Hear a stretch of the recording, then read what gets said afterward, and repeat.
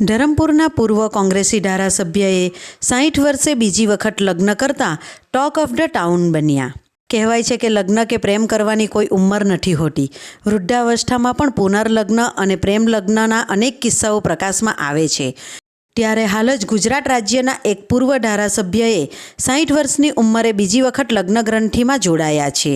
વલસાડ જિલ્લાના ધરમપુર વિધાનસભાના પૂર્વ કોંગ્રેસી એવા ધારાસભ્ય ઈશ્વરભાઈ પટેલ 60 વર્ષે બીજી વખત લગ્ન ગ્રંથિમાં જોડાયા।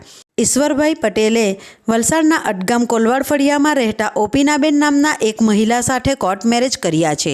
ઈશ્વરભાઈ અને ઓપીનાબેને તેમના પરિવારજનોની હાજરીમાં વાંસદાની કોર્ટમાં કોર્ટ મેરેજ કરી અને વાંસદાના રામજી મંદિરમાં ભગવાનની સાક્ષીએ એકબીજાના જીવનસાથી બનવાના કોલ આપ્યા હતા। મહત્વપૂર્ણ એ છે કે ઈશ્વરભાઈ પટેલે વર્ષો પહેલાં ધરમપુરમાં અને આસપાસના વિસ્તારમાં આદિવાસી સમાજના જાણીતો ચહેરો હતા। તેઓ ધરમપુર વિધાનસભા સીટ ઉપર કોંગ્રેસની ટિકિટ પર જીતી ધારાસભ્ય પણ રહી ચૂક્યા છે।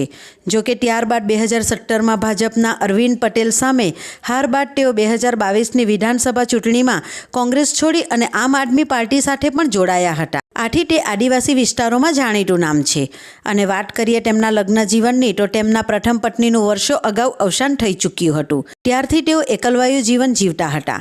જોકે હવે ઉંમરની ઢળતી સંધ્યાએ જીવનની એકલતા દૂર કરવા જીવનસાથીની જરૂર જણાઈ અને તેઓ પોતાની પસંદગીના અટગામના કોલવાડ ફળિયામાં રહેતા ઓપીનાબેન સાથે જીવનની બીજી ઇનિંગ શરૂ કરવા જઈ રહ્યા છે। તેમના મત મુજબ તેઓ પ્રથમ પત્નીના અવસાન બાદ વર્ષો સુધી એકલવાયુ જીવન જીવતા હતા। જોકે હવે તેમને જીવનસાથીનો ખાલીપો દૂર કરવા જીવનસાથીની જરૂર જણાતા તેઓએ બીજી વખત લગ્ન કર્યા છે અને તેઓ હવે આ નવા જીવનસાથીને કારણે તેમનું આવનાર જીવન શાંતિપૂર્ણ રીતે વિતાવશે તેવો વિશ્વાસ વ્યક્ત કરી રહ્યા છે। હું ઈશ્વરભાઈ પટેલ, પૂર્વ ધારાસભ્ય શ્રી ધરમપુર। હું મારા ગૃહસ્થ જીવનમાં ઘણા વર્ષથી મારા ધર્મપત્નીનું દેહાંત થવાથી એકલવાયુ જીવન જીવતો હતો। ત્યારે ઘણા વર્ષ સુધી એકલવાયુ જીવન જીવવા માટે ઘણી બધી તકલીફો પડી। મિત્ર વર્તુળમાં પણ મને ઘણા બધાએ પ્રોત્સાહન આપ્યું કે ફરી લગ્ન કરો, ફરી લગ્ન કરી લો।